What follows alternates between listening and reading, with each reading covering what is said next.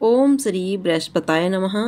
9 ग्रह में सबसे अधिक शुभ ग्रह देवगुरु बृहस्पति को माना जाता है। बृहस्पति एक वर्ष में एक राशि से दूसरी राशि में संचरण करते हैं और 27 नक्षत्र से भी उनका परिभ्रमण होता है। ज्योतिष के अनुसार 9 ग्रहों के गोचर का प्रभाव हमारे जीवन पर पड़ता है। ऐसे में कभी हम सफलता की ओर तेजी से बढ़ते हैं तो कभी अनायास ही संघर्षों का सामना करना पड़ता है। इसका मुख्य कारण इन 9 ग्रहों का राज्य में परिवर्तन है, क्योंकि देवगुरु बृहस्पति सभी ग्रहों में सबसे बड़े और सबसे शुभ ग्रह हैं, इसलिए उन्हें गुरु ग्रह कहा जाता है। और देवगुरु बृहस्पति जी की पूजा करने से सभी अन्य ग्रहों का शुभ फल प्राप्त होने लगता है। देवगुरु बृहस्पति जी की पूजा गुरुवार के दिन करने के बाद कथा का श्रवण करने से सभी मनोकामनाएं पूर्ण होती हैं और सभी नवग्रह का शुभ आशीर्वाद भी प्राप्त होता है। तो प्रिय श्रोताओं, देवगुरु बृहस्पति जी का स्मरण करते हुए आज बृहस्पतिवार की कथा का शुभ आरंभ करते हैं। आप सुनेंगे कथा और आरती। भारतवर्ष में एक प्रतापी और दानी राजा राज्य किया करता था। वह नित्य गरीबों और ब्राह्मणों की सहायता करता था। यह बात उसकी रानी को अच्छी नहीं लगती थी। वह ना तो गरीबों को दान देती थी, न ही भगवान का पूजन करती थी और राजा को भी दान देने से मना किया करती थी। एक दिन राजा शिकार खेलने वन को गए हुए थे तो रानी महल में अकेली थी। उसी समय बृहस्पति देव साधु भेष में राजा के महल में भिक्षा के लिए गए और भिक्षा मांगने लगे। रानी ने भिक्षा देने से इनकार किया और कहा, हे साधु महाराज, मैं तो दान पुण्य से तंग आ गई हूँ। मेरा पति सारा धन लुटाता रहता है। मेरी इच्छा है कि हमारा धन नष्ट हो जाए, फिर न रहेगा बांस न बजेगी बांसुरी। साधु ने कहा, देवी तुम तो बड़ी विचित्र हो। धन संतान तो सभी चाहते हैं, पुत्र और लक्ष्मी तो पापी के घर भी होने चाहिए। यदि तुम्हारे पास अधिक धन है तो भूखे लोगों को भोजन दो, प्यासों के लिए प्याऊ बनवाओ, मुसाफिरों के लिए धर्मशालाएं खुलवाओ। जो निर्धन अपनी कुंवारी कन्याओं का विवाह नहीं कर सकते उनका विवाह करा दो। ऐसे और कई काम हैं जिनके करने से तुम्हारा यश लोक परलोक में फैलेगा। परंतु रानी पर उपदेश का कोई प्रभाव न पड़ा। वह बोली, महाराज आप मुझे कुछ न समझाएं। मैं ऐसा धन नहीं चाहती जो हर जगह बांटती फिरूं। साधु ने उत्तर दिया, यदि तुम्हारी ऐसी इच्छा है तो तथास्तु। तुम ऐसा करना कि बृहस्पतिवार को घर लीपकर पीली मिट्टी से अपना सिर धोकर स्नान करना, भट्टी चढ़ाकर कपड़े धोना। ऐसा करने से आपका सारा धन नष्ट हो जाएगा। इतना कहकर वह साधु महाराज वहाँ से अलोप हो गए। साधु के कहे अनुसार उसने वैसा ही किया। रानी को केवल 3 बृहस्पतिवार ही बीते थे कि उसका समस्त धन नष्ट हो गया। भोजन के लिए दोनों तरसने लगे। तब एक दिन राजा ने रानी से कहा कि हे रानी, तुम यहीं रहो, मैं दूसरे देश को जाता हूँ, क्योंकि यहाँ पर सभी लोग मुझे जानते हैं, इसलिए मैं कोई कार्य नहीं कर सकता। देश चोरी परदेश भी बराबर है। ऐसा कहकर राजा परदेश चला गया। वह वहाँ जाकर जंगल में लकड़ी काट कर लाता और शहर में बेचता। इस तरह वह अपना जीवन व्यतीत करने लगा। इधर राजा के परदेश जाते ही रानी और दासी दुखी रहने लगीं। पर एक बार जब रानी और दासी को 7 दिन बिना भोजन के रहना पड़ा तो रानी ने अपनी दासी से कहा, हे दासी, पास ही के नगर में मेरी बहन रहती है, वह बड़ी धनवान है, तो उसके पास जा और कुछ ले आ ताकि थोड़ी बहुत गुजर बसर हो जाए। दासी रानी की बहन के पास गई। उस दिन गुरुवार था और रानी की बहन उस समय बृहस्पतिवार व्रत की कथा सुन रही थी। दासी ने रानी की बहन को देखा और वह उससे कुछ न बोली, क्योंकि वह बृहस्पतिवार व्रत की कथा सुन रही थी। जब दासी को उसकी बहन ने कोई उत्तर नहीं दिया तो वह बहुत दुखी हुई और उसे क्रोध भी आया। दासी ने वापस आकर रानी को सारी बात बता दी। रानी सुनकर अपने भाग्य को कोसने लगी। उधर रानी की बहन ने सोचा कि मेरी बहन की दासी आई थी, परंतु मैं उससे नहीं बोली, इससे वह बहुत दुखी हुई होगी। कथा सुनकर और पूजन समाप्त करके वह अपनी बहन के घर आई और कहने लगी, हे बहन, मैं बृहस्पतिवार का व्रत कर रही थी। तुम्हारी दासी जब गई तब कथा हो रही थी। कथा में न उठते हैं न बोलते हैं, इसलिए मैं नहीं बोली। कहो दासी क्यों गई थी? रानी बोली, बहन तुमसे क्या छिपाऊं, हमारे घर में खाने तक को अनाज नहीं था। ऐसा कहते कहते रानी की आंखें भर आईं। उसने दासी समेत पिछले 7 दिनों से भूखे रहने तक की बात अपनी बहन को विस्तार पूर्वक सुना दी। रानी की बहन बोली, देखो बहन, भगवान बृहस्पति देव सबकी मनोकामना पूर्ण करते हैं। देखो शायद तुम्हारे घर में अनाज रखा हो। पहले तो रानी को विश्वास नहीं हुआ, पर बहन के आग्रह करने पर उसने अपनी दासी को अंदर भेजा तो उसे सचमुच अनाज से भरा हुआ एक घड़ा मिल गया। यह देखकर दासी को बड़ी हैरानी हुई। दासी रानी से कहने लगी, हे रानी, जब हमको भोजन नहीं मिलता तो हम व्रत ही तो करते हैं, इसलिए क्यों न इनसे व्रत और कथा पूछ ली जाए ताकि हम भी व्रत कर सकें। तब रानी की बहन अपनी बहन से बृहस्पतिवार व्रत के बारे में पूछने लगी। उसकी बहन ने बताया, बृहस्पतिवार के व्रत में चने की दाल और मुनक्का से विष्णु भगवान का केले की जड़ में पूजन करें तथा दीपक जलाएं, व्रत कथा सुनें और पीला भोजन करें, इससे बृहस्पति देव प्रसन्न होते हैं। व्रत और पूजन विधि बताकर रानी की बहन अपने घर लौट आई। 7 दिन बाद जब गुरुवार आया तो रानी और दासी ने व्रत रखा। गुड़साल में जाकर चना गुड़ लेकर आई, फिर उससे केले की जड़ तथा विष्णु भगवान का पूजन किया। अब पीला भोजन कहाँ से आए, इस बात को लेकर दोनों बहुत दुखी थे। चूँकि उन्होंने व्रत रखा था इसलिए बृहस्पति देव उनसे प्रसन्न थे। इसलिए वे एक साधारण व्यक्ति का रूप धारण कर 2 थालों में सुंदर पीला भोजन दासी को दे गए। भोजन पाकर दासी बड़ी प्रसन्न हुई और फिर रानी के साथ मिलकर भोजन ग्रहण किया। उसके बाद वे सभी गुरुवार को व्रत और पूजन करने लगीं। बृहस्पति भगवान की कृपा से उनके पास फिर से धन संपत्ति आ गई, परंतु रानी फिर से पहले की तरह आलस्य करने लगी। तब दासी बोली, देखो रानी, तुम पहले भी इसी प्रकार आलस्य करती थी, तुम्हें धन रखने में कष्ट होता था, इस कारण सभी धन नष्ट हो गया और अब भगवान बृहस्पति देव की कृपा से धन मिला है तो फिर तुम्हें आलस्य होता है। रानी को समझाते हुए दासी कहती है, बड़ी मुसीबतों के बाद हमने यह धन पाया है, इसलिए हमें दान पुण्य करना चाहिए, भूखे मनुष्य को भोजन कराना चाहिए और धन को शुभ कार्यों में खर्च करना चाहिए, जिससे तुम्हारे कुल का यश बढ़ेगा, स्वर्ग की प्राप्ति होगी और पितृ प्रसन्न होंगे। दासी की बात मानकर रानी अपना धन शुभ कार्यों में खर्च करने लगी, जिससे पूरे नगर में उसका यश फैलने लगा। एक दिन राजा दुखी होकर जंगल में एक पेड़ के नीचे आसन जमाकर बैठ गया। वह अपनी दशा को याद करके व्याकुल होने लगा। बृहस्पतिवार का दिन था। एकाएक उसने देखा कि निर्जन वन में एक साधु प्रकट हुए। वह साधु वेश में स्वयं बृहस्पति देवता थे। लकड़हारे के सामने आकर बोले, हे लकड़हारे, इस सुनसान जंगल में तू किस चिंता में बैठा है? लकड़हारे ने दोनों हाथ जोड़कर प्रणाम किया और उत्तर दिया, महात्मा जी, आप सब कुछ जानते हैं, मैं क्या कहूँ। यह कहकर रोने लगा और साधु को अपनी संपूर्ण कहानी सुना दी। महात्मा ने कहा, तुम्हारी स्त्री ने बृहस्पति के दिन बृहस्पति भगवान का निरादर किया है, जिसके कारण रुष्ट होकर उन्होंने तुम्हारी ये दशा कर दी। अब तुम चिंता को दूर करके मेरे कहने पर चलो तो तुम्हारे सब कष्ट दूर हो जाएंगे और भगवान पहले से भी अधिक सुख संपत्ति देंगे। तुम बृहस्पति के दिन कथा किया करो, 2 पैसे के चने मुनक्का लाकर उनका प्रसाद बनाओ और शुद्ध जल से लोटे में शक्कर मिलाकर अमृत तैयार करो। कथा के पश्चात अपने सारे परिवार और सुनने वाले प्रेमियों में अमृत व प्रसाद बांटकर आप भी ग्रहण किया करो। ऐसा करने से भगवान तुम्हारी सब मनोकामनाएं पूरी करेंगे। साधु के ऐसे वचन सुनकर लकड़हारा बोला, हे प्रभु, मुझे लकड़ी बेचकर इतना पैसा नहीं मिलता जिससे भोजन के उपरांत कुछ बचा सकूं। मैंने रात्रि में अपनी स्त्री को व्याकुल देखा है, मेरे पास कुछ भी नहीं है जिससे मैं उसकी खबर मंगा सकूं।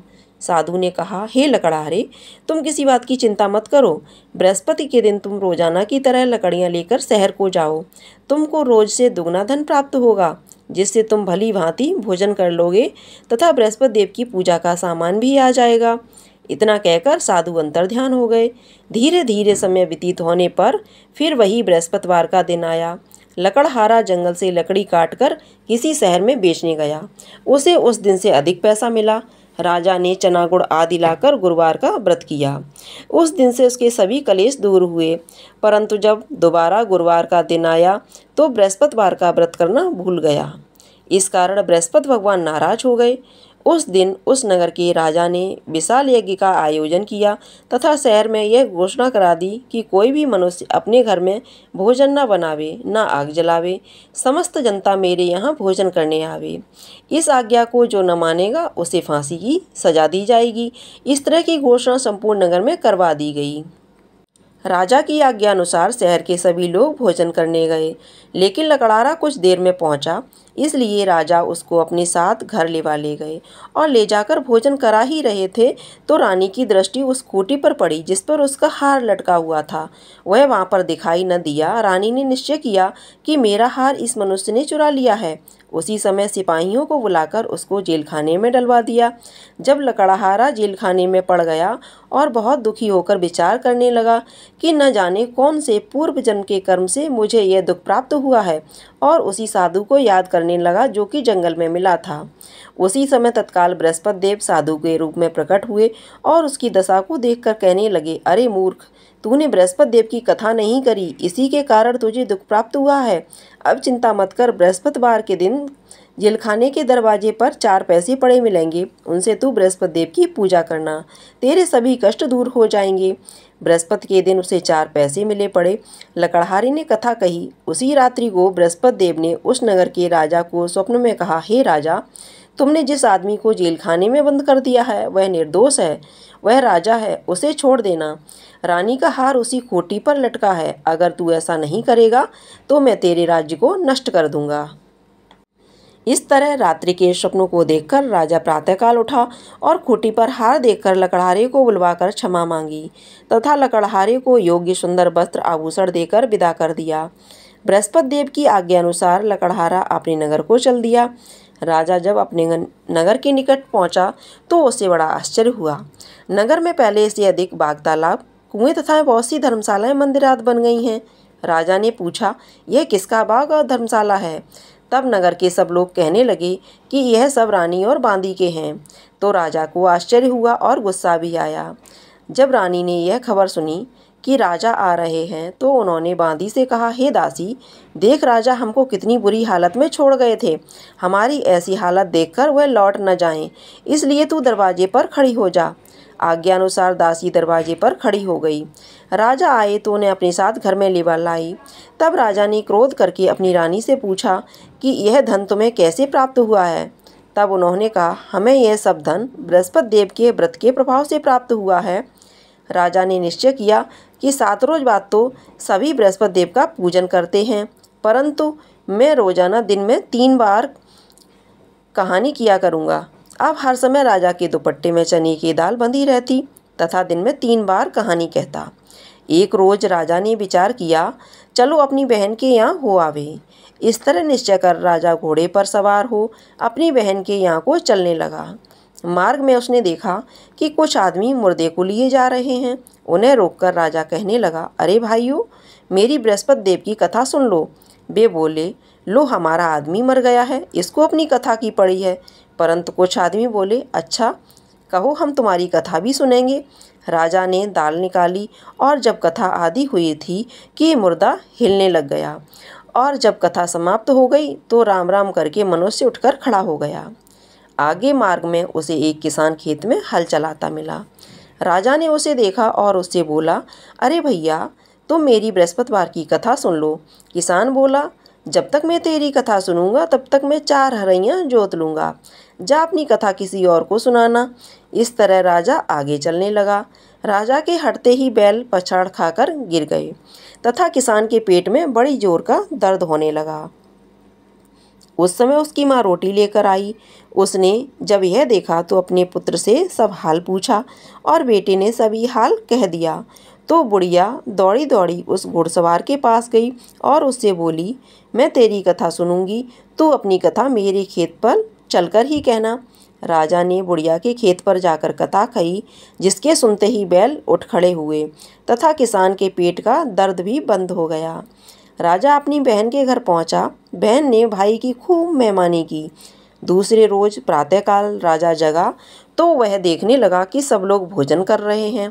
राजा ने अपनी बहन से कहा, ऐसा कोई मनुष्य है जिसने भोजन नहीं किया हो, मेरी बृहस्पतिवार की कथा सुन ले। बहन बोली, हे भैया, यह देश ऐसा ही है, पहले यहाँ लोग भोजन करते हैं, बाद में अन्य काम करते हैं। अगर कोई पड़ोस में हो तो देखाऊं। वह ऐसा कहकर देखने चली गई, परंतु उसके यहाँ ऐसा कोई व्यक्ति नहीं मिला जिसने भोजन न किया हो। अतः वह एक कुम्हार के घर गई जिसका लड़का बीमार था। उसे मालूम हुआ कि उसके यहाँ 3 रोज से किसी ने भोजन नहीं किया है। रानी ने अपनी भाई की कथा सुनने के लिए कुम्हार से कहा। वह तैयार हो गया। राजा ने जाकर बृहस्पतिवार की कथा कही, जिसको सुनकर उसका लड़का ठीक हो गया। अब तो राजा की प्रशंसा होने लगी। एक रोज राजा ने अपनी बहन से कहा कि हे बहन, हम अपने घर को जाएंगे, तुम भी तैयार हो जाओ। राजा की बहन ने अपनी सास से कहा। सास ने कहा, हाँ चली जा, परंतु अपने लड़कों को मत ले जाना, क्योंकि तेरे भाई के कोई औलाद नहीं है। बहन ने अपने भैया से कहा, हे भैया, मैं तो चलूँगी, पर कोई बालक नहीं जाएगा। राजा बोला, जब कोई बालक नहीं चलेगा तब तुम ही क्या करोगी। बड़े दुखी मन से राजा अपने नगर को लौट आया। राजा ने अपनी रानी से कहा, हम निर्वंशी हैं, हमारा मुंह देखने का धर्म नहीं है, कुछ भोजन आदि भी नहीं किया। रानी बोली, हे प्रभु, बृहस्पति देव ने हमें सब कुछ दिया है, हमें औलाद अवश्य देंगे। उसी रात को बृहस्पति देव ने राजा से स्वप्न में कहा, हे राजा, उठ, सभी सोच त्याग दे, तेरी रानी गर्भ से है। राजा की यह बात सुनकर बड़ी खुशी हुई। 9वें महीने में उसके गर्भ से एक सुंदर पुत्र पैदा हुआ। तब राजा बोला, हे रानी, स्त्री बिना भोजन के रह सकती है, पर बिना कहे नहीं रह सकती। जब मेरी बहन आए तुम उससे कुछ मत कहना। रानी ने सुनकर हाँ कर दिया। जब राजा की बहन ने यह शुभ समाचार सुना तो वह बहुत खुश हुई तथा बधाई लेकर अपने भाई के यहाँ आई। तभी रानी ने कहा, घोड़ा चढ़कर तो नहीं आई, गधा चढ़ी आई। राजा की बहन बोली, भाभी, मैं इस प्रकार न कहती, तुम्हें औलाद कैसे मिलती। बृहस्पति देव ऐसे ही हैं, जैसी जिसके मन में कामनाएं हैं सभी को पूर्ण करते हैं। जो सद्भावना पूर्वक बृहस्पतिवार का व्रत करता है एवं कथा पढ़ता है अथवा सुनता है, दूसरों को सुनाता है, बृहस्पति देव उसकी सभी मनोकामनाएं पूर्ण करते हैं। बोलो बृहस्पति देव की जय, बोलो विष्णु भगवान की जय। अब बृहस्पतिवार की आरती सुनिए। ओम जय बृहस्पति देवा, स्वामी जय बृहस्पति देवा, छिने छिने भोग लगाऊं, कदली फल मेवा। ओम जय बृहस्पति देवा। तुम पूर्ण परमात्मा, तुम अंतर्यामी, स्वामी तुम अंतर्यामी, जगत पिता जगदीश्वर, तुम सबके स्वामी। ओम जय बृहस्पति देवा, स्वामी जय बृहस्पति देवा, चरणामृत निज निर्मल, सब पातक हरता। ओम जय बृहस्पति देवा, सकल मनोरथ दायक, कृपा करो भरता। ओम जय बृहस्पति देवा, स्वामी जय बृहस्पति देवा, तन मन धन अर्पण कर, जो जन शरण पड़े, प्रभु जो जन शरण पड़े, प्रभु प्रकट तब होकर, आकर द्वार खड़े। ओम जय बृहस्पति देवा, स्वामी जय बृहस्पति देवा, दीन दयाल दयानिधि, भक्तन हितकारी, पाप दोष सब हरते, भव बंधन हारी। ओम जय बृहस्पति देवा, स्वामी जय बृहस्पति देवा, सकल मनोरथ दायक, सब संशय तारो, विषय विकार मिटाओ, संतन सुखकारी। ओम जय बृहस्पति देवा, स्वामी जय बृहस्पति देवा, जो कोई आरती तेरी प्रेम सहित गावे, ज्येष्ठानंद बंद सो सो निश्चय पावे। ओम जय बृहस्पति देवा, स्वामी जय बृहस्पति देवा। सब बोलो विष्णु भगवान की जय, बोलो बृहस्पति देव भगवान की जय। आपको यह कथा आरती पसंद आई हो तो कमेंट बॉक्स में जा कर के विष्णु भगवान की जय अवश्य लिखिएगा। साथ ही साथ वीडियो को लाइक कीजिएगा, शेयर कीजिएगा। अगर आपने अभी तक हमारे चैनल को सब्सक्राइब नहीं किया है तो चैनल को सब्सक्राइब करके बेल आइकन को अवश्य दबा दीजिएगा। इससे आने वाली कथाओं की नोटिफिकेशन आपको समय से मिल सके, इसलिए बेल आइकन को अवश्य दबा दीजिएगा। धन्यवाद।